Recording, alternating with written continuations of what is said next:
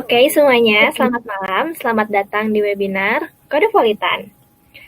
Senang banget rasanya hari ini saya bisa kembali menyapa teman-teman yang tadi dilihat-lihat ada dari mana-mana nih. Ada yang dari Makassar, ada yang dari Mataram, Palembang, Jakarta, Bandung. Pokoknya banyak banget teman-teman dari berbagai daerah. Selamat malam. Sebelum dimulai, perkenalkan, nama saya Dinda Aiswastika.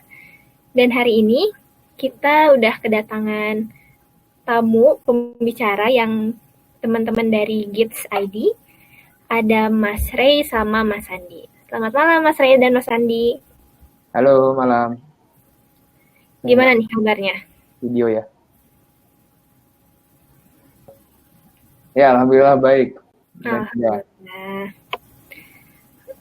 Semoga teman-teman yang lagi nonton kita sekarang juga keadaannya baik semua ya. Amin, amin.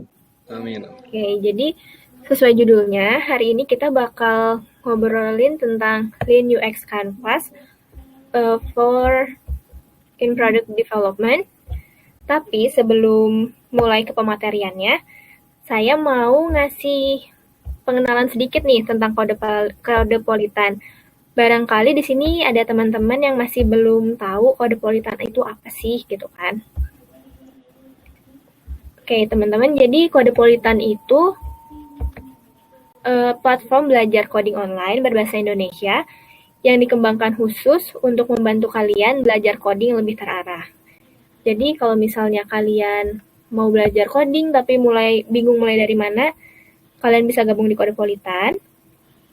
Karena kelas di kita itu bisa dimulai dipelajari oleh teman-teman yang benar-benar masih awam sama dunia programming.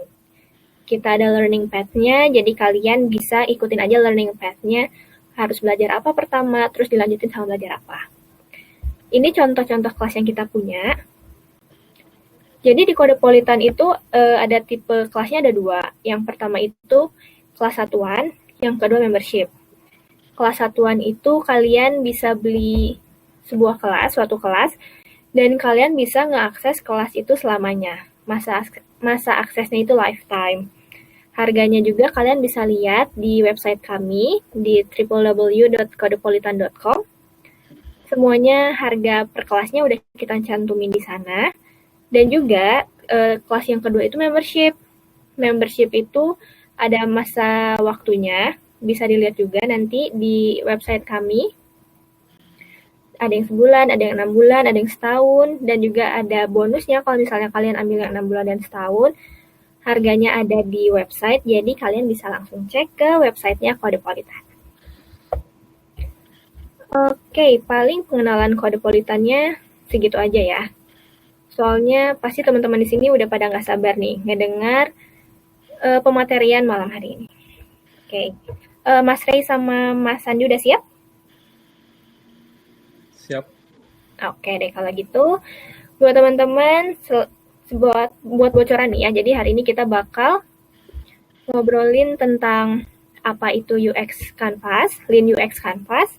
Terus kenapa kita tuh butuh Lean UX Canvas sama gimana cara pakainya di project kalian. Oke deh, jangan lupa buat take notes, barangkali ada yang perlu banget kalian catat. Selamat mendengarkan penjelasan dari pemateri kita.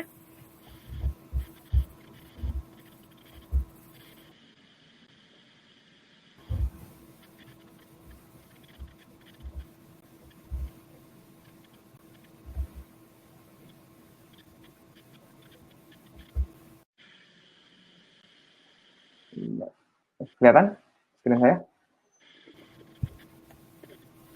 Oke. Udah kelihatan sekarang. Ya, kelihatan ya.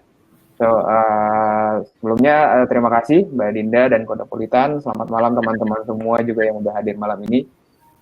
Lumayan ramai ya, ada di malam-malam kayak gini ya, masih ikutin webinar. Mudah-mudahan malam ini kita bisa belajar bareng. Saya juga di sini bukan yang paling ahli, tapi ketika diminta ya udah deh kita sharing biar teman-teman dan kita juga bisa belajar bareng. So, dan saya kenalan sedikit tentang sebelum masuk ke materi ya, kenalan sedikit tentang kami, tentang Gids. Jadi GIS itu adalah perusahaan konsultan teknologi, dan kebetulan kita banyak bantu perusahaan mulai dari startup sampai ke global enterprise seperti Danone, terus juga ada klien-klien luar negeri juga.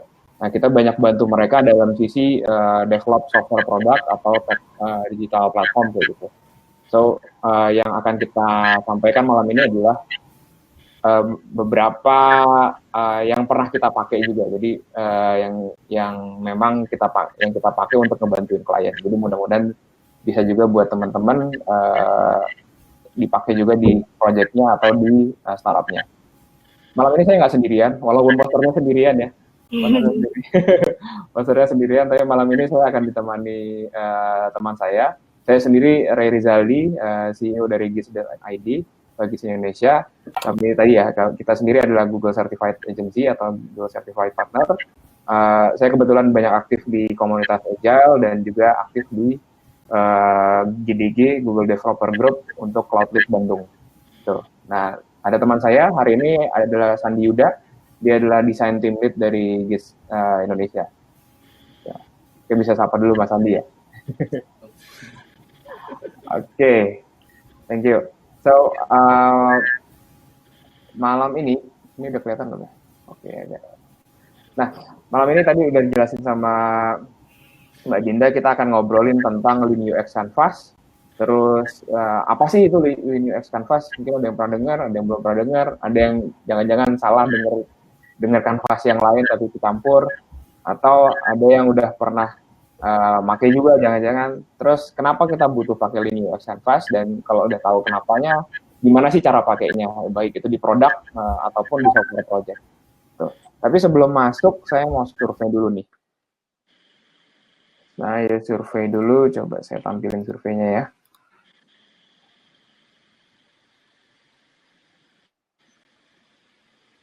Oke, teman-teman bisa akses, kelihatan nggak di layar surveinya? Ada. Ada. Oke, waktunya 1 menit nih buat jawab survei. Ada 2 pertanyaan sebenarnya. Dia nggak harus milih satu ya, bisa milih multiple.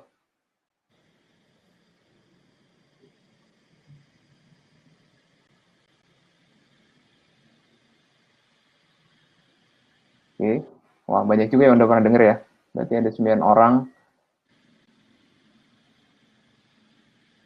Wow, banyak nih yang udah pernah denger Lean UX, udah banyak ya.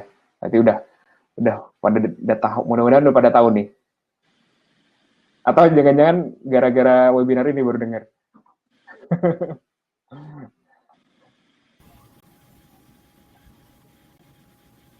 Bisa jadi ya, dengernya itu gara-gara baca posternya. Dengernya baru masih, gara-gara baca posternya. Oh ya, buat teman-teman, nanti selama Mas Ray ngasih pemateriannya, kalau ada pertanyaan bisa ditulis di slide.do/cpxgits. Linknya bisa dilihat di chatroomnya. Nanti kalian tinggal tanya di situ, karena habis pematerian bakal ada tanya jawab. Oke. Nah, ada pertanyaan kedua, kira-kira masalah apa sih yang paling sering dihadapi? Ini open-ended question ya, jadi bisa jawab apapun. Mau curhat panjang juga boleh, tapi yang 1 kalimat juga nggak apa-apa. Kira-kira masalah apa sih yang paling sering dihadapi gitu, atau satu frasa? Apakah produknya ganti-ganti? Apakah produknya ternyata tidak mensolve apa-apa gitu? Ada yang udah ngisi belum nih ya?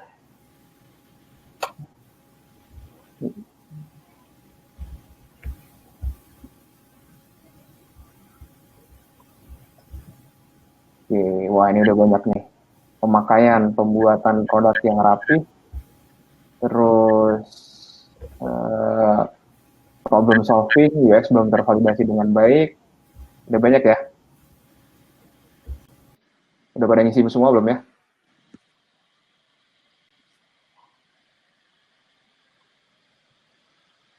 Ada yang masih ngisi lagi nggak nih? Baru 10 orang yang ngisi. Udah ya, berarti kira-kira saya lihat di sini, tadi saya lihat mendefinisikan matriks kayak gimana, terus masalah nggak jelas dari klien kayak gimana. Wah, ini Mas Yusuf nih. Terus belum ada problem. Terus ada time management, ada UX belum tervalidasi dengan baik, problem solving, dan idenya belum, pembuatan produk yang belum rapi. Kira-kira itu masalah yang sering dihadapi sama teman-teman ya. Mudah-mudahan di sharing malam ini kita bisa menjawabnya ya. Oke, ini kalau udah pollingnya di close aja ya, Mbak Dinda. Pollingnya. Oops. Ini kelihatan lagi nggak share screen-nya?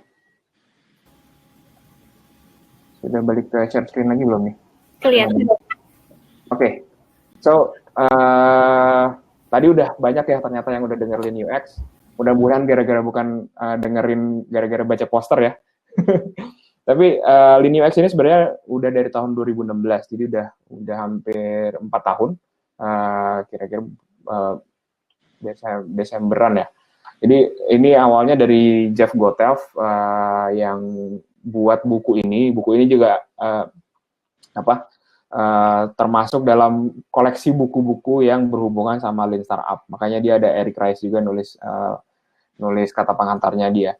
Nah, di Lean UX ini sebenarnya ada banyak sih. Jadi ada banyak metode yang dipakai sebenarnya baru setelah dia. Jadi ceritanya si Jeff Gotthelf habis nulis Lean UX, dia banyak di Lean UX sendiri dia sebenarnya belum ada Lean UX Canvas. Jadi di buku ini belum ada Lean UX Canvas. Jadi ketika dia nulis tuh banyak memanfaatkan kanvas-kanvasnya si Ash Maurya. Itu adalah Lean Canvas-nya itu sendiri. Jadi bedain ya, Lean UX Canvas sama Lean Canvas. Kalau Lean Canvas itu ada, nanti saya jelasin di belakang. Kalau ini Lean UX Canvas. Jadi hati-hati sedikit. Tapi sebenarnya objektifnya sama. Jadi si Jeff Gotthelf ini sebenarnya sering pakai Lean Canvas sama Business Model Canvas. Tapi ketika ngomongin UX, akhirnya dia bikin sendiri, jadinya bikin Lean UX Canvas. Tuh. Lean UX sendiri itu apa? Lean UX Canvas sendiri itu apa? Sebenarnya Canvas ini adalah framework buat product discovery. Jadi product discovery itu gimana caranya kita ngedefine ketika kita baru mulai nih, atau mungkin udah di tengah-tengah mulai juga nggak apa-apa. Jadi ketika kita baru mulai, kita tuh masih banyak hal-hal yang belum kita ketahui. Misalnya kita mau bikin sebuah marketplace, kita belum tahu nih si marketplace atau e-commerce ini usernya kayak gimana, behaviornya, terus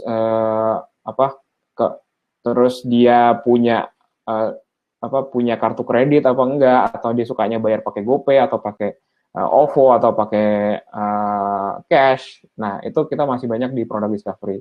Atau tadi ada yang bilang bahwa kliennya masih belum jelas. Nah, kalau belum jelas biasanya discovery-nya perlu didalemin. Dan ini adalah framework, Lean UX ini adalah framework buat discovery ini.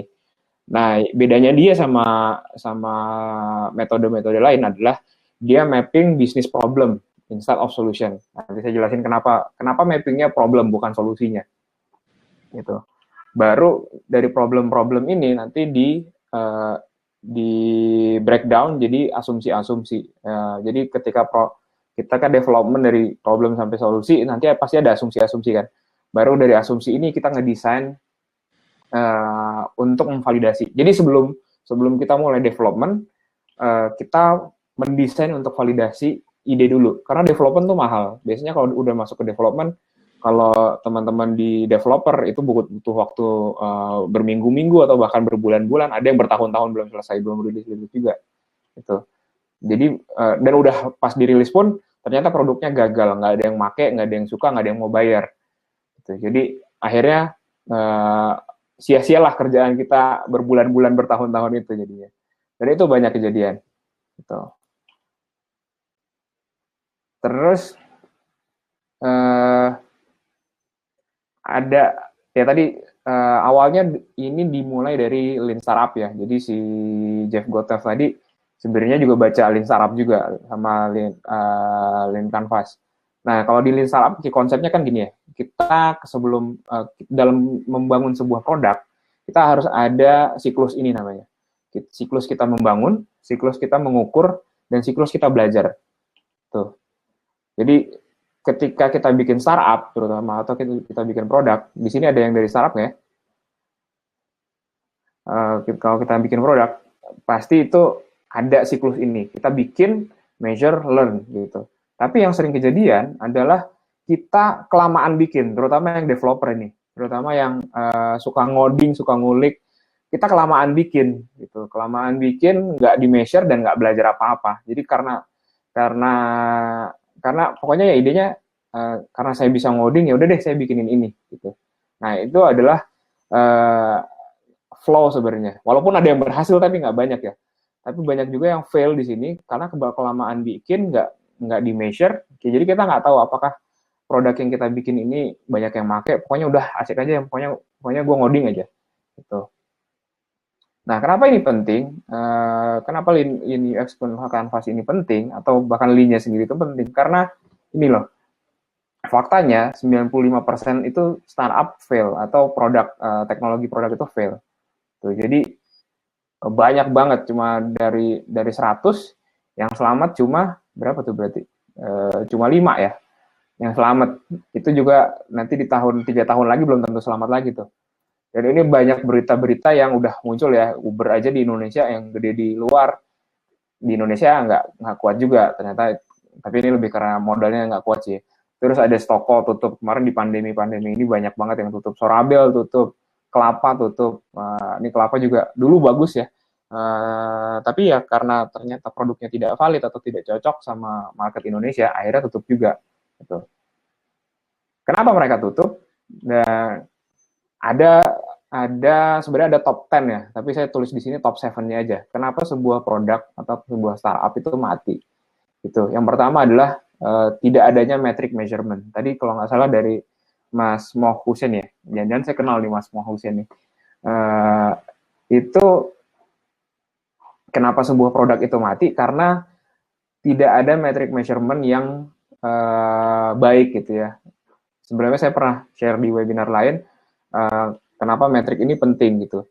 Nah, terus yang kedua adalah menargetkan ke banyak user sekaligus gitu. Padahal user itu nggak usah banyak-banyak sebenarnya. Kita cari yang kalau di awal terutama kita cari yang istilahnya mau suka apa ya sebutannya hipsternya lah ya.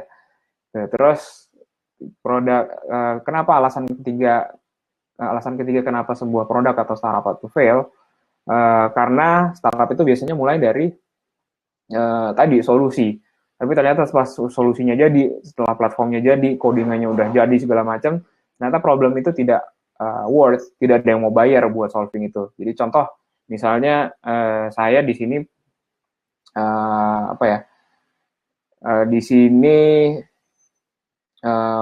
pengen ngelipat baju dengan cepat gitu ya.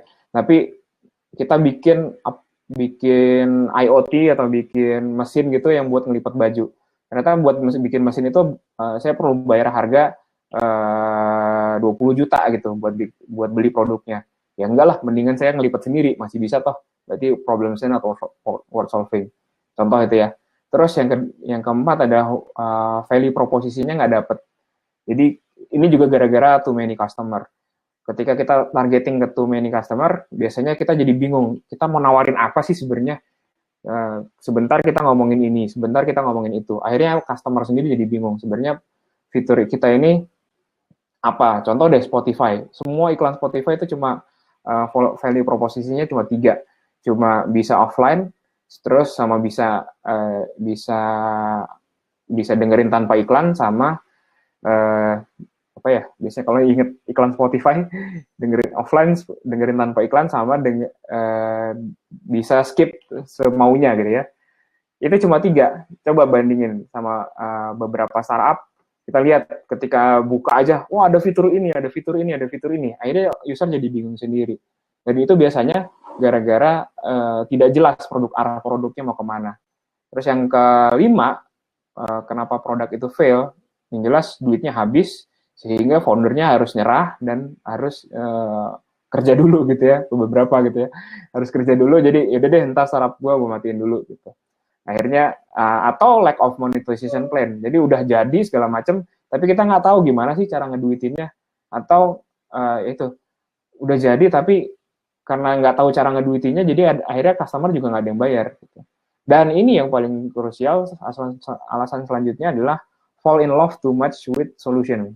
Makanya tadi di awal Lean UX ini adalah framework buat fokusin di problem, bukan di solusi.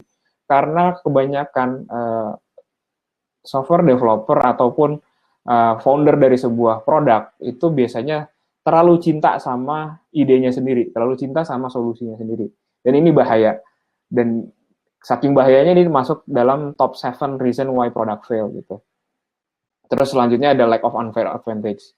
Jadi ada dua ini, weak value proposition sama fall in love too much with solution. Nah, ini yang perlu kita yang akan coba di-solve dengan Lean UX Canvas.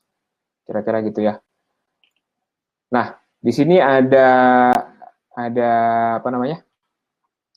Ada diagram, ada cerita lah ya. Ceritanya ini kita mau bangun sebuah produk. Anggaplah produknya tangga gitu.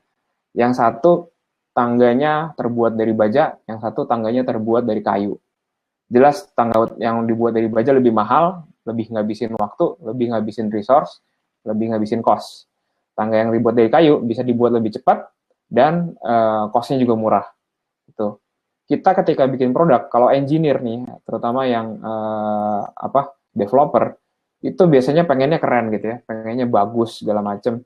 Tapi juga akhirnya kita bikin tangga yang mahal dan lama bikinnya. Gitu.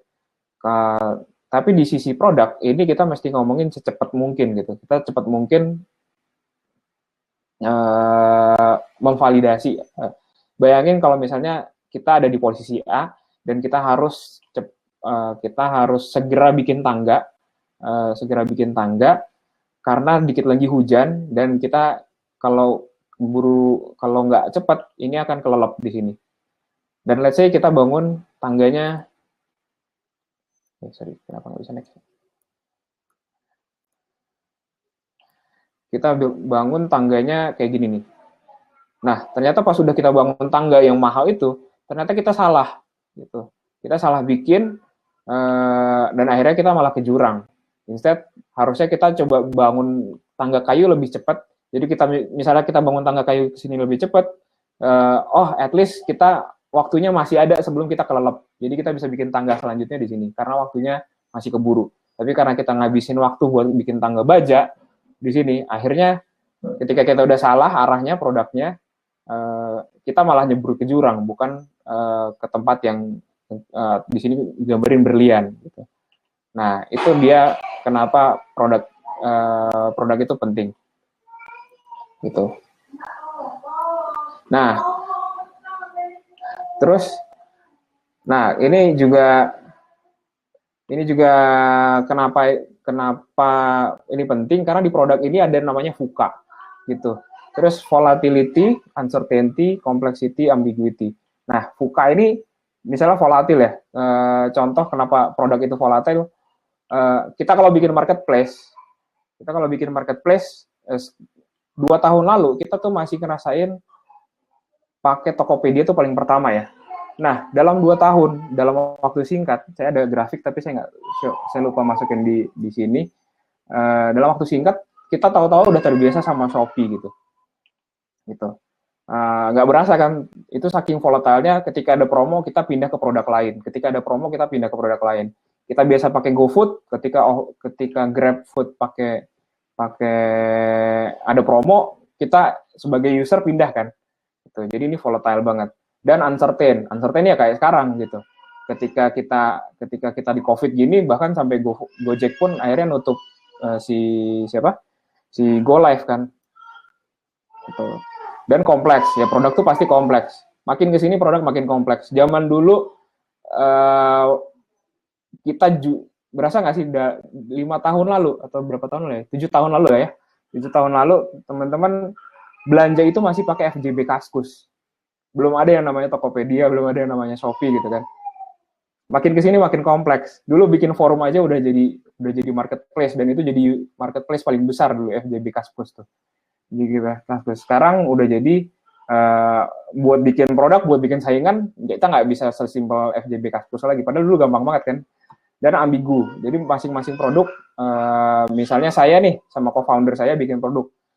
Saya bisa jadi bikin produk ngegambarinya A gitu ya, tapi ternyata pas saya jelasin ke co-founder saya, walaupun saya bilangnya A, saya ceritainnya A, dia ternyata di kotaknya itu ngegambarinya B gitu. Saya lagi ngejelasin segitiga, dia ngebayanginnya segi 4 gitu. Nah, ini juga ambigu. Jadi dalam produk itu kayak gitu. Makanya kenapa sih Linux Canvas itu penting. Terus ada statistik lain bahwa ini kalau kita ngomongin software project ya, kalau kita ngomongin software project, pertama ini hampir 3/4 orang ketika mulai software developer memulai pengembangan software, dari awal udah mikir bahwa kayaknya ini nggak mungkin deh, kayaknya ini aneh deh idenya, kayaknya ini nggak jelas deh idenya. Ini 3/4 dari software project ya, jadi termasuk produknya juga. Terus 78% bilang ini apa yang mau dibuat, antara apa yang mau dibuat dan apa yang mau dituju sama bisnis.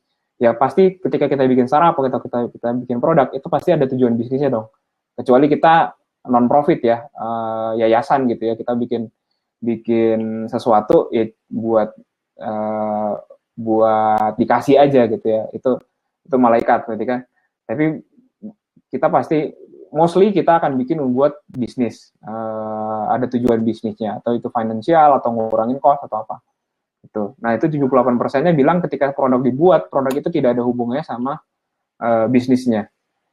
Terus, nah 45%, hampir setengahnya bilang bahwa produk itu tidak clear objektifnya apa. Dan ngebingungin, ya tadi, lack of product key metrics juga kan jadinya. Tuh.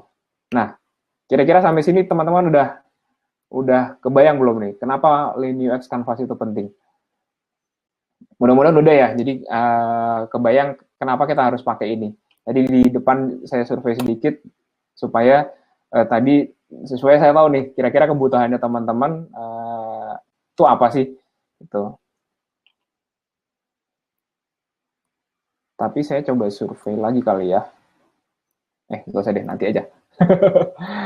Nah, gimana cara makainya? Nah, ini Linux Canvas. Jadi bentukannya kayak gini. Jadi setelah si Jeff Gothelf tadi penulis Linux nulis buku, berapa bulan kemudian dia baru ngeluarin ini.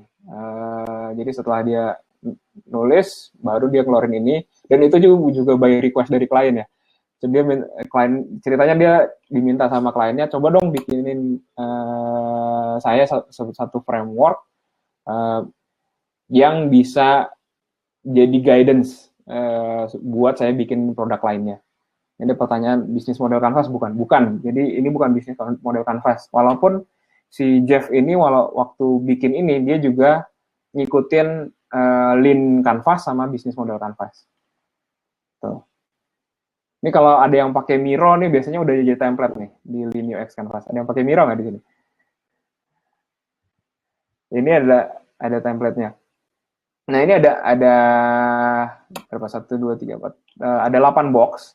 Saya jelasin satu-satu. Ada 8 box mulai dari business problem di paling kiri, terus ada solution, urutannya business problem sama business outcomes, terus kita ngomongin users, ngomongin benefits, baru ngomongin solutions. Tadi saya bilang ketika kita mulai dengan solusi, akhirnya kita terlalu jatuh cinta sama solusi. Padahal bukan ini. Yang mau kita pecahkan ini kan yang di sini. Yang mau kita pecahkan adalah yang di business problem sama user benefitnya, user problemnya kayak gimana. Tuh. Baru kita ngomongin solusi. Jadi biar clear bahwa kadang tuh kita, bukan kadang lagi ya, sering banget kita ngomongin solusi, tapi solusinya ini nggak tahu tuh buat bantuin siapa. Ya udah, kita coba satu-satu aja ya. Oke. Nah, kita mulai dari business problems sama outcomes nih. Nah, ketika kita ngomongin business problems, kira-kira nih sebelum kita mulai sebuah produk, sebelum kita mulai sebuah development project lah, let's say, karena di situ mostly project ya, kita masih tanya sama stakeholder-nya, sama kita sendiri sebagai foundernya, kira-kira si produk ini kita mau bikin buat solving apa, gitu. Atau kalau misalnya teman-teman ada di sebuah perusahaan, di karena kita banyak bantuin enterprise juga, ketika perusahaan ini mau bikin sebuah produk baru, kira-kira tujuan dia dengan software ini atau produk ini itu apa sih?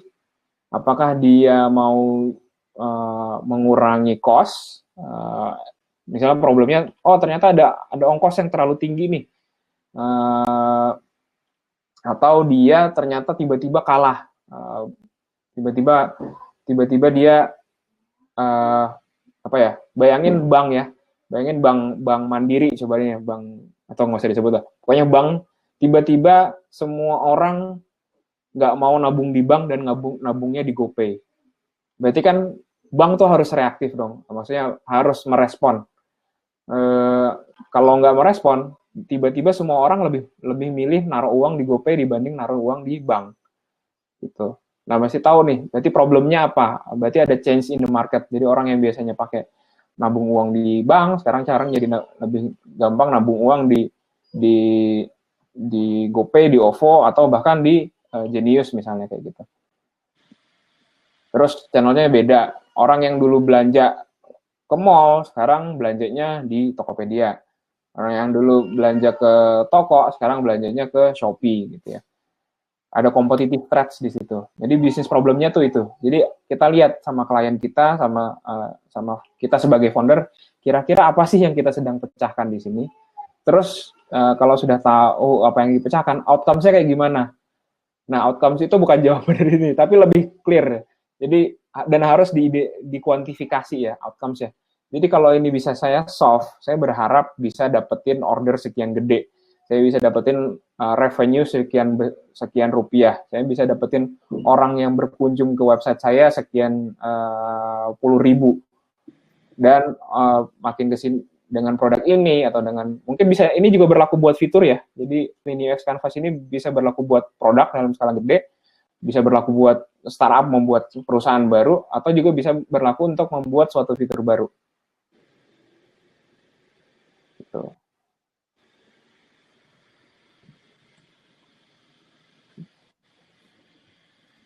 Nah, selanjutnya mungkin Mas Andi nih yang mau jelasin. Oke. Ada suaranya ya? Ada. Berdasarkan tadi bisnis problem dan outcome yang kita udah dapat tadi, datanya kita lanjutin ke tujuan kita tuh kan dapat benefit dan outcome-nya gitu. Nah, jadi benefit dan outcome-nya tuh kita mulai dari user. Jadi user itu siapa? Yaitu pengguna gitu ataupun konsumen kita gitu. Jadi bisa kita mulai dari jenisnya gitu, dan benefit apa aja sih yang didapatkan dari kita gitu misalkan. Kalau misalkan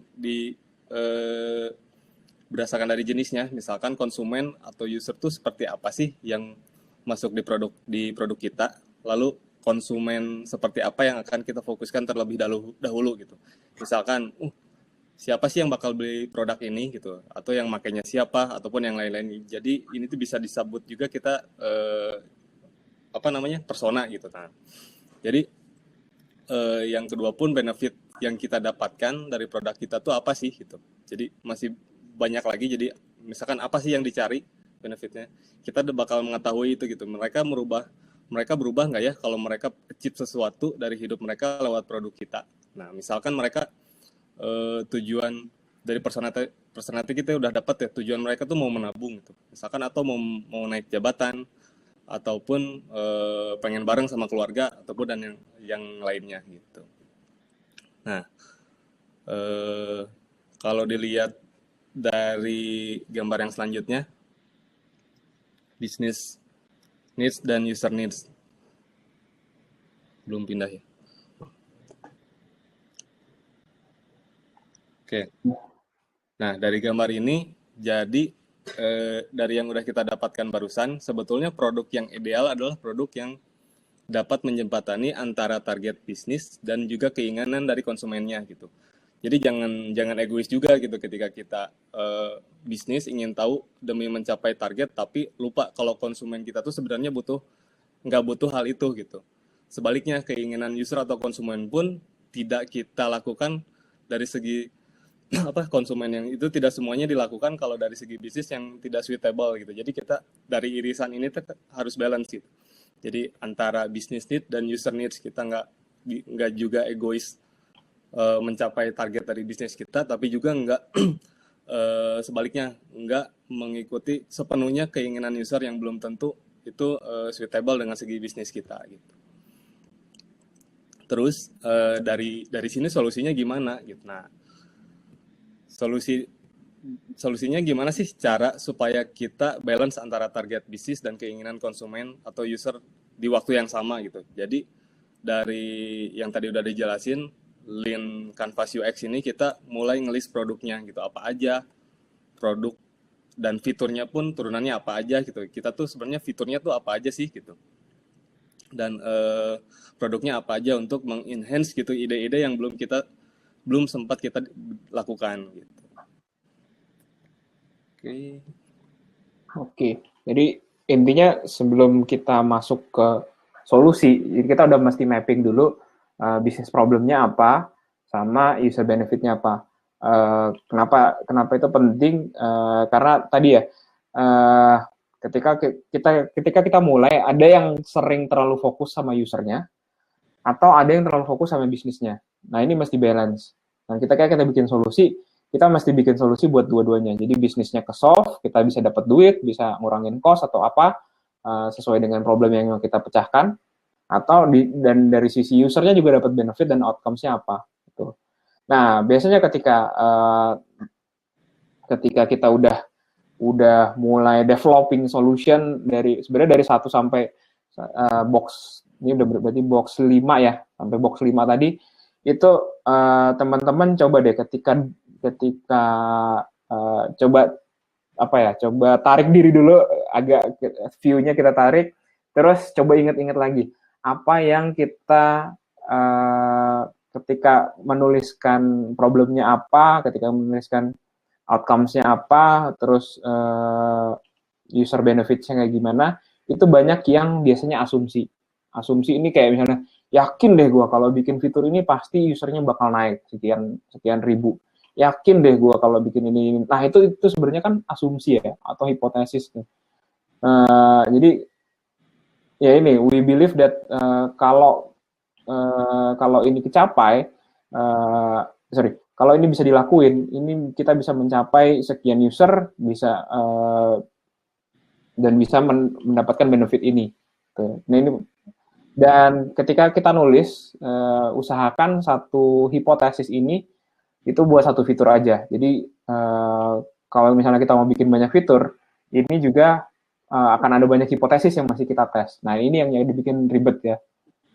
Itu. Ketika kita ada banyak hipotesis yang mau kita tes, kita kan nggak punya, karena keterbatasan kita waktu, gitu ya. Keterbatasan kita adalah kita nggak punya waktu banyak. Duit beda-beda. Ada yang punya duit banyak kalau dapat investor, ada yang belum tentu punya duit gitu ya. Makanya yang paling terbatas sebenarnya dalam sebuah produk itu adalah waktu. Nah, gimana caranya kita memanfaatkan waktu ini dengan baik? Tadi ada masalahnya dalam manajemen waktu ya. Ya karena memang waktu itu terbatas gitu. Jadi yang kita manage bukan waktunya, tapi sebuah priority.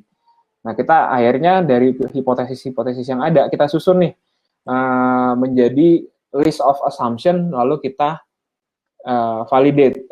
Kita susun nih, kira-kira priority yang paling tinggi apa? Mana yang kalau asumsi ini atau hipotesis ini salah, tidak valid gitu ya, invalid, produk ini bukanlah produk ini gitu ya. Misalnya kayak kalau mungkin kalau di awal, kalau Gojek itu bikinnya bukan call center ojek, tapi call center surat gitu ya, mungkin itu bukan Gojek gitu ya. Jadi yang priority-nya apa nih yang mau kita susun. Dan di sini buat teman-teman developer sering juga kadang ya udah deh yang dites yang gampang dulu atau visibility dulu. Enggak, ternyata di sini yang mesti kita tes, yang mesti kita ditaruh urutannya paling atas, itu adalah risk to value-nya. Jadi resikonya benar-benar kalau ini nggak valid, berarti the whole ideas of the product itu nggak valid. Gitu. Jadi contoh, ya tadi balik lagi Gojek ya. Gojek kalau ternyata visibility yang dites apa sih? Apakah orang trust buat order Gojek secara secara online atau secara lewat third party. Apakah yang tidak bisa dihilangkan dari Gojek itu kan sebenarnya abang ojeknya ya, bukan aplikasinya ya. Aplikasinya mah bisa apa aja, dan ternyata benar bisa apa aja. Mereka bisa ganti dengan jadi GoSend, bisa jadi Go Auto dan tapi yang pertama dites, learning priority yang mau dites itu adalah apakah orang mau pesan Gojek. Makanya Gojek waktu pertama bukan bikin aplikasi tapi bikin call center, ditaruh di dan tukang ojeknya juga mau gitu, mau di order. Itu adalah hipotesis yang perlu dites. Dan baru kita ngomongin setelah kita udah punya nih learning priority-nya apa yang mau kita pelajarin, apa yang mau kita validate dari hipotesis yang ada, baru kita ngomongin MVP. Nah, minimum work to validate, ini beda lagi. MVP itu ada yang bilang minimum valuable product ya, minimum viable product. Nah, sebenarnya yang kita uji adalah minimum work to validate. Jadi apa sih yang mesti kita keluarin? Apa sih yang usaha paling kecil yang bisa kita tes before ngabisin waktu untuk development gitu. Jadi minimum waktu validate. Intinya dari situ kita lihat kanvasnya ini. Kalau kita bisa lihat kanvasnya, ini adalah ada 3 bagian ya. Kondisi saat ini, bisnis problemnya, usernya ada siapa aja. Ini user tadi ketika kita ngomongin user, ini masih dijelasin sedetail-detailnya ya. Misalnya apakah usernya juga, kalau di istilahnya ada user personal ya. Di sini kita jelasin sedetail-detailnya. Bahkan di sini juga ada, kalau di aplikasi kita atau di produk software kita itu ada admin, kita juga mesti ngejelasin di sini admin dan benefit dia ketika kita bikin fitur administrasi yang kayak gini itu outcomes-nya apa. Tuh, dan business outcomes. Jadi solusi ini adalah cara untuk nganterin orang dari sini ke sini. Tuh. Solusi itu adalah itu. Baru di bawahnya adalah ketika kita bikin 1, 2, 3, 4, 5 itu tadi pasti ada aja dan kita sebagai, misalnya saya fasilitator ya, ketika bikin Lean UX Canvas ini, ketika kita bikin ini kan secara tim ya, mungkin dengan co-founder kita juga, itu kita mesti aware tuh, kira-kira di bagian mana kita tiba-tiba cuma pakai asumsi gitu. Dan itu kita mesti catat di sini, hipotesis. Karena seringkali kita terlalu yakin sama data yang kita punya, tapi data itu bias. Dari hipotesis ini kita urutin, kita bikin priority, apa yang paling penting yang perlu kita pelajarin, dan ketika udah tahu apa sih yang bisa kita lakuin seminimal mungkin untuk bisa mengetahui apakah ide kita itu valid atau enggak. Gitu. Sampai sini kebayang ya? Nah,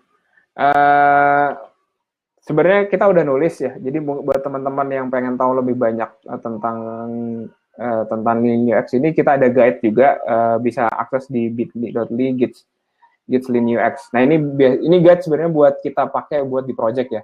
Jadi tapi mungkin buat teman-teman di produk bisa pakai juga. Biasanya kalau kita di project, awal-awal kita akan pakai pakai Gits Lean UX ini di awal-awal. Jadi biasanya kita punya waktu berapa? Biasanya kalau ketemu sama klien itu 1-2 hari ya. Habis itu kita bikin estimasi, bikin proposal. Awal-awal kita akan pakai ini.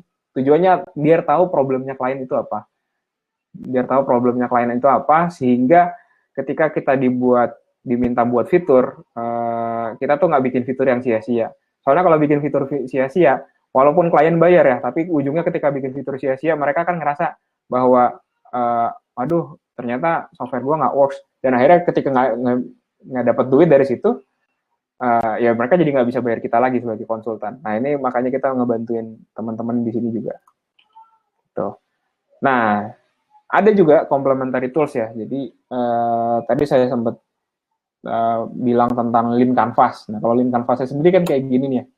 Hampir sama, problems, terus customer-nya siapa, baru di sini value proposition-nya apa, solusinya apa. Ini juga sama. Kalau teman-teman ada yang pernah belajarin tentang Lean Canvas, solusi ini adalah urutan kelima juga. Jadi yang pertama ditulis adalah problems, terus habis itu customer segment, terus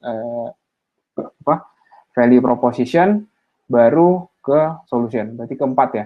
Itu berarti keempat. Baru habis dari itu solution ke key matrix. Ini juga sama kita pakai buat complementary juga. Itu. Terus ini versi singkatnya ya. Jadi kalau karena balik lagi di startup itu atau di software produk itu kecepatan adalah segalanya ya sekarang. Kalau nggak cepat tiba-tiba disalip aja sama kompetitor. Jadi kenapa dibikin kanvas ini adalah tujuannya buat bantuin kita, bantuin teman-teman juga buat breakdown idenya lebih cepat. Jadi buat founder tuh saking terlalu cintanya sama ide sama solusinya, dia nggak tahu bahwa sebenarnya dia tidak solving apa-apa. Dan ini akan ngebantuin teman-teman buat ngenalin idenya, ngedalamin idenya seperti apa. Tuh. Nah, biasanya kalau udah mulai ke sini, ini juga masih divalidate satu-satu. Apakah problemnya ada? Apakah konsumennya ada? Apakah jangan-jangan cuma di hayalan kita doang? Dan apakah kita bisa bikin value proposition yang kuat buat itu? Apakah kita bisa bikin iklan misalnya yang kuat buat nyentuh ke customer segment ini? Baru kita ngomongin solusi. Tuh. Ketika kita udah tahu bahwa ternyata yang dibutuhin orang itu offline mode ya kalau di Spotify, baru kita bikin fitur solusi offline mode gitu, bukan sebaliknya. Tuh. Nah, ketika udah tahu, ada yang namanya design sprint. Nah ini Mas Andi lagi yang jelasin nih. Nah, jadi kalau sebenarnya kita udah tahu tuh, tapi kan biasanya ide-ide masih bertebaran, masih banyak asumsi ya dari berbagai. Kadang satu tim pun kita asumsi itu berbeda gitu. Misalkan dari level ide manajer kita, dari misalkan dari user ataupun tim dev-nya. Nah, makanya lebih bagusnya di sini ada disebutnya metodenya design sprint sih. Nah, design sprint ini adalah disebut framework. Jadi untuk mencoba melakukan proses penemuan ide atau menguji masalah dari beberapa posisi gitu, yaitu entah itu pemangku kepentingan ataupun misalkan tim dalam sebuah produk secara bersama gitu. Nah, jadi kalau dilihat diagramnya di sini, ini ada 3 ketupat kali atau wajik kali ya gitu ya. Jadi wajik-wajik tersebut juga sebetulnya ada artiannya gitu. Jadi di mana ketika tahap awal itu, misalkan dari understand ke kita mulai sketching dan decide gitu.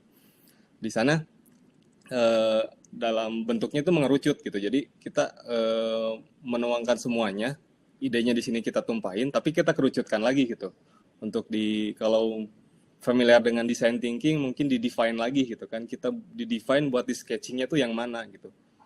Kita kalau design sprint itu ada istilah vote, not and vote gitu. Kita not, nanti vote, jadi mengerucut lagi gitu. Nah, baru kita misalkan kita understand dulu nih. Understand itu jadi tahap empathize yang kita kerucutkan lagi, di-define tuh. Dari di-define, kita mulai tumpahkan dengan sketching gitu. Nah, dari sketching ini, kita tumpahkan setelah menjadi lebih kebentuk nih dari tadi kita udah understand gitu. Tahap understand kita sketching, ide-ide yang udah terkait dengan produk atau solusinya gitu. Ada tahapan decide. Nah, di sini garis yang tipis itu kita termasuk disebut juga bisa jadi iterasi gitu. Jadi di tahap kita tentuin gitu ide apa aja yang kita eksekusi bersama untuk nanti masuk ke dikerucutkan dan masuk proses selanjutnya lagi prototype gitu. Nah, di decide ini kita tentukan ideasinya untuk dijadikan prototype. Setelah prototype, nah ini biasanya agak lama nih di prototype karena di sini coba melakukan atau membentuk produk yang kita jalanin itu udah lebih tervisualkan lah untuk jadi prototype. Nah, di prototype ini kita bentukan sampai mungkin diuji gitu, kayak clickable mungkin belum sempurna banget tapi lebih terbayang gitu. Nah, akhirnya kita validasi gitu. Nah, divalidasi untuk tahu apakah ide ini tuh kita tes berhasil atau tidak ke real user, ada kekurangan atau tidak gitu, atau bahkan miss atau enggak sih si prototipe yang udah kita buat ini gitu. Siapa yang tahu kan gitu. Jadi intinya dalam step design sprint ini hal-hal yang tadinya luas dikerucutkan dan kita coba untuk visualkan yang akhirnya prototipe yang divalidasi gitu. Jadi not juga, tapi enggak juga semua kita bisa solving problem secara besar-besaran itu. Kita pengen solving problem dengan problem yang namanya kita emang harus kerucutkan sih satu persatu biar jadi ya tadi balik lagi kayak yang udah dijelasin MVP-nya apa sih gitu, minimum viable-nya apa gitu, kita tuh harus bisa apa di sebuah produk ini. Oke, thank you Sandi. Jadi sebenarnya beberapa pertanyaan yang mau di solve di design sprint juga sama kayak Lean UX ya. Kalau design sprint kita ada time box-nya, misalnya design sprint yang baru kan kita cuma 3 hari ya, 3 hari design sprint yang baru kita understanding terus catching decide, tapi intinya adalah di proses design sprint juga kita masih prioritize apa sih yang mau kita validate. Nggak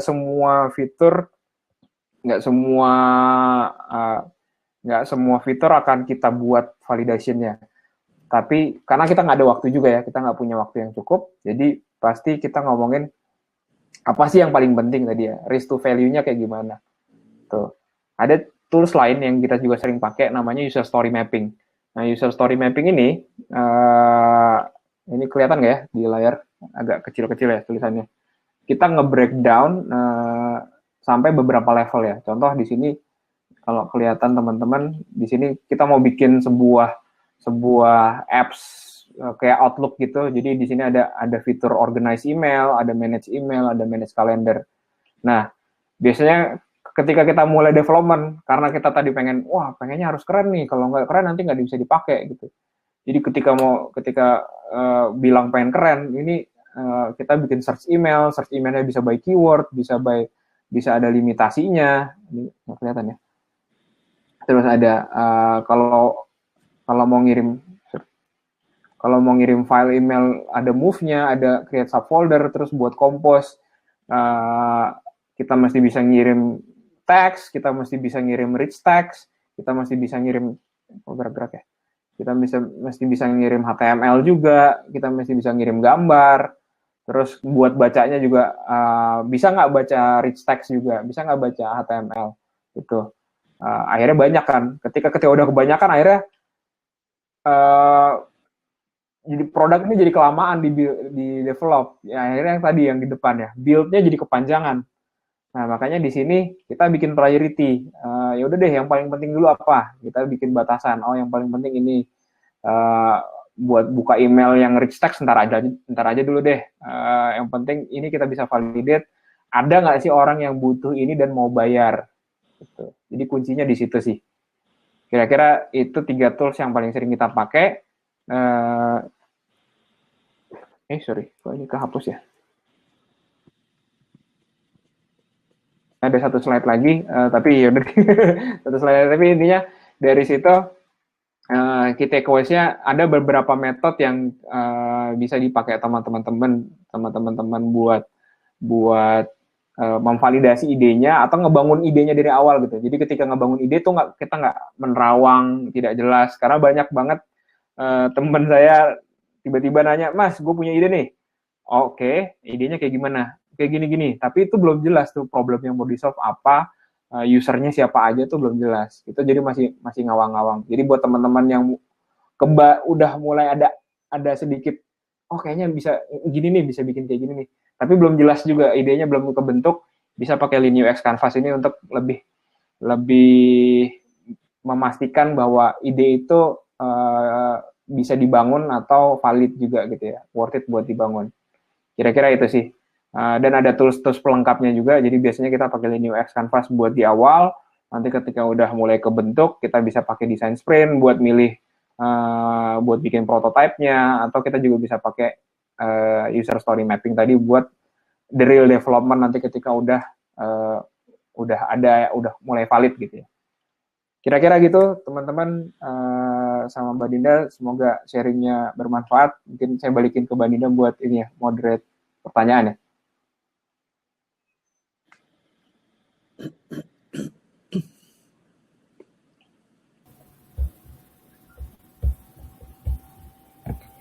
Oke, teman-teman, itu tadi penjelasan tentang Lean UX Canvas. Teman-teman pada ngerti dong pasti ya. Nah, sekarang kita mulai aja sesi pertanyaannya. Kita lihat dulu nih, pertanyaan yang masuk udah ada berapa. Oh ya, Mas, kalau misalnya nanti ini si slide-nya boleh kita share ke teman-teman nggak buat di replay-nya nanti? Boleh. Oke, jadi buat teman-teman yang mungkin kelewatan nontonnya, nggak dari awal, atau mungkin ada bagian yang tadi nggak jelas, mau diulangin lagi, nanti kita bakal ada replay-nya, bisa dicek di website-nya Kodepolitan, paling lama 2 hari, tapi kayaknya besok juga bakal udah ada sih. Nanti di situ bakal ada slide sama replay webinar ini. Oke, sekarang kita langsung ke pertanyaannya aja. Yang pertama, tadi agak miss soal kalau kebanyakan customer tadi efeknya negatif ya. Nah, apa bisa agak lebih dijelaskan kenapa kok bisa seperti itu? Ya, jadi kalau kebanyakan customer itu kita jadi bingung. Sebenarnya fitur ini buat siapa sih sebenarnya? Ada yang bilang makin banyak makin bagus, tapi sebenarnya nggak juga. Ketika kita menyasar orang lebih banyak, itu makin susah kita nebak-nebak gitu kebutuhannya mereka apa. Saya kasih contoh deh, Bukalapak contohnya. Bukalapak itu bisa sebesar sekarang karena dulu tuh cuma mulai dari komunitas sepeda. Jadi yang mereka targetin itu adalah komunitas sepeda yang suka jual beli spare part sepeda. Baru dari situ, karena ternyata komunitas sepeda ini suka beli yang lain, baru dikembangin. Akhirnya di Bukalapak ada jualan ini juga. Tuh. Itu salah satu contoh. Terus contoh kedua, ya sebelum Gojek sebesar sekarang, Gojek itu cuma nargetin bule yang tinggal di Jakarta, yang ada di gedung-gedung di Jalan Sudirman. Udah itu doang. Jadi waktu Gojek di awal, dan saya sempat ya, jadi Gojek di awal tuh cuma bikin brosur, disebarin di semua gedung-gedung di sepanjang Sudirman, dan mereka ngasih HP buat ditaruh di pangkalan-pangkalan ojek. Jadi waktu itu tukang ojek belum pakai Android ya, mereka cuma ngasih HP buat ditelepon sama bule-bule yang ada di gedung-gedung itu. Nah, karena biasanya belum sebanyak sekarang, jadi awal-awal tuh cuma gitu. Karena biar gampang, kita tahu siapa sih real customer kita, dan kita tahu kalau bule ini make, karena bule itu kan lebih enak ya, biasanya lebih suka nyoba ya, dibanding kita kalau yang di Indonesia gitu ya, kalau di gedung-gedung gitu. Jadi sebenarnya di awal efeknya bisa negatif. Kalau udah gede sih ya nggak apa-apa, di-expand aja. Toh akhirnya Gojek bikin gogo yang lain kan. Tapi itu udah gede. Tapi di awal mereka cuma nargetin bule sepanjang Sudirman doang. Jadi kalau customernya lebih sedikit juga bisa lebih fokus dulu gitu ya? Betul. Bisa lebih fokus. Brosurnya tahu kan, berarti isinya cuma siapa gitu kan. Oke, pertanyaan pertama udah kejawab. Next, tips agar startup bisa bertahan di masa pandemi seperti saat ini dong, Mas. Waduh, ini pertanyaannya berat nih. Pertanyaannya berat. Startupnya apa nih, Mas Anonymous nih? Yang jelas sih, buat bertahan di masa pandemi ini kan, kita ngomongin tadi ada ngomongin uang juga, mau nggak mau. Salah satu penyebab startup mati atau produk atau perusahaan itu mati adalah kehabisan uang. Jadi supaya bisa bertahan sebisa mungkin kita mesti punya cadangan uang yang panjang. Ya Mas Adi ya. Makan di Gigs pun kita banyak penghematan, berasa banget kita dari awal hematnya kayak gimana, kita sampai ngurangin biaya catering, ngurangin biaya listrik segala macam. Nah, saya rasa buat bertahan di masa pandemi ini adalah yang paling clear adalah ngurangin cost sih.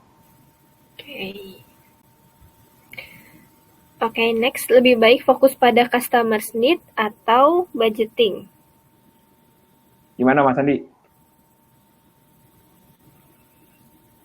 Sama budgeting.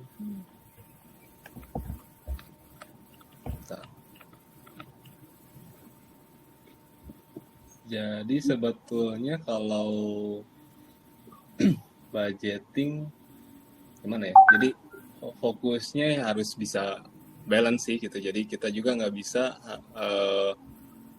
fokus pada customer needs secara keseluruhan. Tapi ya kita sebisa mungkin di sini bisa balance sama budgeting kita gitu. Jadi kita harus nggak semuanya kita suguhkan untuk user, tapi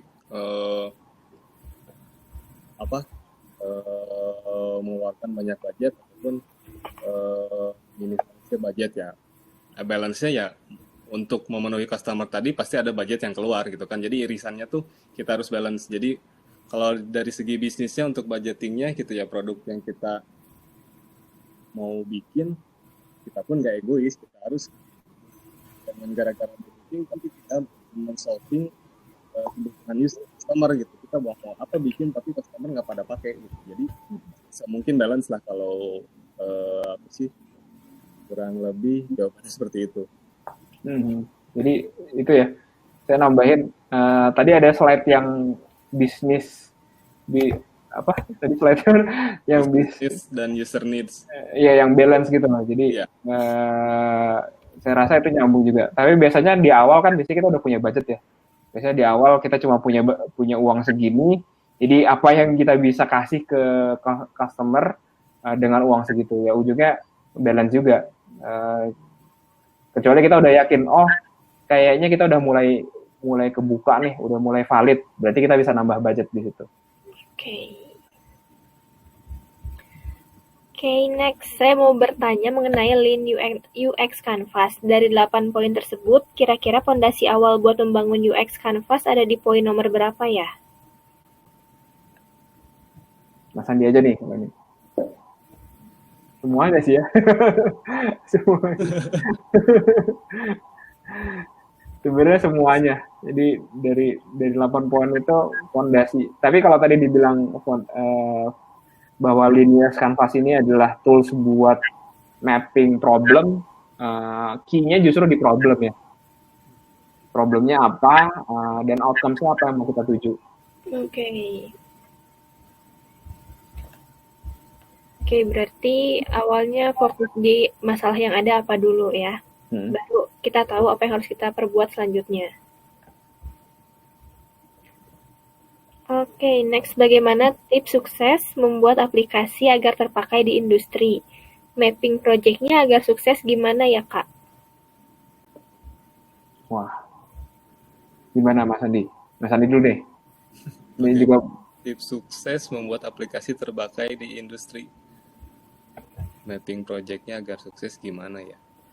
Ya, kalau menyangkut pembahasan yang tadi sih, kita tahu dulu personanya kita maksud di industri itu personanya siapa. Kita masukkan industri ya, industrinya terlalu luas, kita kayak apa ya, kita kayak tebak-tebakan aja. Ini buat industri, misalkan industri pendidikan gitu ya. Pendidikan itu pun ada levelnya gitu kan, apakah dari tingkat SMA, tingkat kuliah, atau di yang udah S2, S3 gitu kan, tingkat pendidikannya masih jenjangnya panjang gitu. Makanya tadi fungsinya persona itu gitu, kita tips sukses membuat aplikasi terpakai di industri yaitu kita tahu dulu personanya, kita bikin aplikasi ini tuh buat siapa gitu. Terus mapping project-nya agar sukses gimana ya? Kalau mapping-nya sih kita berdasarkan tadi yang utamanya itu MVP-nya apa dulu, goals-nya apa dulu nih. Kayak Gojek ya, intinya kan buat kita mesin ojek dan nyampe ke satu tempat. Kalau kita ngorder ojeknya aja masih banyak error atau misalkan malah fitur-fitur lain yang maju, ya mungkin mappingnya salah, yang utama yang dikedepanin apa gitu. Makanya tadi fungsinya dikerucutkan lagi, yang utamanya itu apa gitu. Kurang lebih gitu sih. Ya, betul. Oke, Mas Ray mau nambahin? Cukup. Sama sih, industrinya apa dulu. Oke, next question. Let's say problem dan solutions kita udah tervalidasi. Next step-nya, which one is better? MLP or MVP? MLP ini apa ya? Ini yang tahu nggak? Lovable ya, kalau nggak salah. Lovable product. Iya. Minimum lovable product. Sebenarnya ini istilah aja sih, apakah MLP atau MVP. lebih ke istilah, tapi ya kalau kalau kalau kata orang produk ya kita mesti bikin produk yang disukai sama user gitu kan, produknya yang dicintai sama user sehingga mereka mau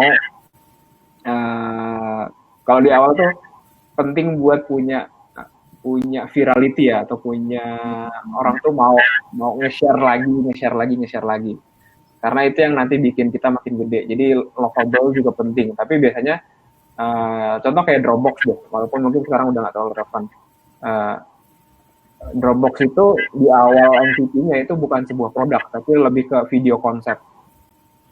Jadi mereka bikin MVP-nya bukan produk jadi yang udah siap dijual, tapi video konsep. Tapi mereka secara engineering udah bisa, cuma belum tahu bentuknya kayak gimana. Terus mereka bikin video konsep, kayaknya kayak gini nih. Terus mereka bikin video konsep, oh ternyata banyak tuh yang registrasi dari situ. Padahal waktu mereka registrasi belum jadi produknya. Kayak gitu. Oke. Next, bagaimana cara meyakinkan user untuk Lean UX ini? Karena kebanyakan dari mereka tidak mau keluar budget lebih dan malah lebih nyaman dengan cara lama. Wah, bagaimana cara meyakinkan user dengan Lean UX? Maksudnya untuk pakai Lean UX ya? Iya. Gimana? Kayaknya gitu. Kita nggak ngeyakinin sih, langsung pakai aja. Langsung ditembak ya. Langsung ditembak. Justru ketika kita langsung pakai, mereka dari klien-klien kita yang kita cobain ketika meeting pertama langsung pakai ini, bahkan sebelum kita develop proposal ya, kita langsung, Mas, yaudah deh sini, tak bantuin bikinin idenya supaya lebih kebentuk. Jadi kita kalau bikin produk nanti nggak salah-salah. Jadi langsung dipakai, saya rasa nggak ada yang nolak malah ya, dan semuanya apresiatif. Idenya bisa dibikin lebih jadi gitu. Ketika ngomongin budget, nah kan di bawah itu ada di kotak nomor 8 itu ada the minimum effort yang bisa dikeluarin. Nah, misalnya ya udah deh Mas, budgetnya cuma berapa? Ya udah minimum effortnya apa yang bisa kita keluarin gitu. Supaya kita juga tahu pasti, terutama untuk klien startup ya. Klien startup belum tentu punya duit juga kan. Bisa jadi minjem uang orang tuanya, bisa jadi ngabisin uang istrinya juga nggak tahu gitu. Gitu. Jadi pakai kotak ke-8 itu kalau ngomongin budget. Oke. Next, bagaimana dengan teknologi? Apakah tidak diprioritaskan? Teknologi tidak diprioritaskan, sebenarnya diprioritaskan. Jadi kalau dalam sebuah produk itu kan ada beberapa dimensi ya, ada dimensi produknya sendiri, ada dimensi teknologinya, ada dimensi orangnya, ada dimensi prosesnya. Nah, yang dibahas sama Lean UX Canvas ini lebih ke dimensi produknya. Tapi kenapa? Sebenarnya itu kedua ya. Ketika kita ngomongin minimum effort, balik lagi minimum effort, kita bisa jadi bikin sebuah website, landing page doang, atau kita bisa jadi bikin sebuah Android, tapi satu page doang gitu ya, cuma buat ini. Baru ketika kalau buat yang udah gede, bisa jadi kita akan pikirin teknologinya. Karena nggak mungkin juga ketika udah gede terus malu-maluin kan, teknologinya jelek. Kayak di marketplace itu fitur-fitur baru tuh masih pakai React JS. Kenapa? Buat ngejar waktu, nggak dibikin natif. Nanti ketika udah usernya banyak baru dibikin natif. Contohnya kayak gitu. Oke, ini bakal jadi pertanyaan terakhir buat webinar malam hari ini. Bagaimana beda antara Agile UX versus Lean UX ya? Agile UX, jujur saya belum belajar ya kalau Agile UX ini kayak gimana. Tapi Lean UX ini prinsipnya juga ada prinsip Agile-nya juga. Nah, jadi di sisi prinsip Agile-nya adalah kalau di Agile kan kita mesti cepat juga ya, secara development kita mesti prioritize apa yang mau kita kerjain duluan, dan kalau kita belum tahu ya tes gitu ya, divalidate. Jadi kalau Agile UX, istilah Agile UX saya belum baca secara spesifik kayak gimana, jadi saya nggak tahu bedanya apa. Sorry. Oke, pertanyaannya udah habis. Berarti webinar malam hari ini bakal kita udahin. Sebelum ditutup, barangkali dari Mas Ray atau Mas Andi ada yang mau disampaikan dulu? Itu aja sih. Kalau dari saya, ini adalah salah satu tools. Jadi hopefully tools ini bisa dipakai teman-teman, baik itu developer ataupun product owner ataupun startup founder yang baru mau bikin startup. Pakai aja, karena ketika kita di awal, bentuk-bentukan kanvas ini sangat ngebantuin kita buat membuat alur ya ketika bikin produk. Karena biasanya ketika bikin produk tuh idenya kemana-mana. Nah, dibikin kotak-kotak ini biar kita lebih berbentuk idenya. Kira-kira gitu. Hopefully bisa bermanfaat buat teman-teman sharingnya. Oke, kalau dari Mas Andi ada yang mau disampaikan? Sama sih kurang lebih. Oke deh kalau gitu, kalau nggak ada yang mau disampaikan lagi, makasih banyak buat pemateri kita malam hari ini, Mas Ray, Mas Andi. Semoga ilmunya bermanfaat buat kita semua. Dan buat teman-teman yang udah nonton, juga yang udah nyempatin nonton buat acara webinar hari ini, terima kasih banyak. Dan jangan lupa buat nonton replaynya, barangkali kalian gak sempat nonton dari awal sampai akhir. Dan kita juga bakal share slide-nya. Jadi besok atau lusa mainlah ke website Kodepolitan buat lihat replaynya. Oke deh semuanya, terima kasih sudah menyaksikan. Tetap semangat belajarnya, tetap jaga kesehatan. I'll see you on the next webinar. Bye. Assalamualaikum warahmatullahi wabarakatuh. Thank you semuanya.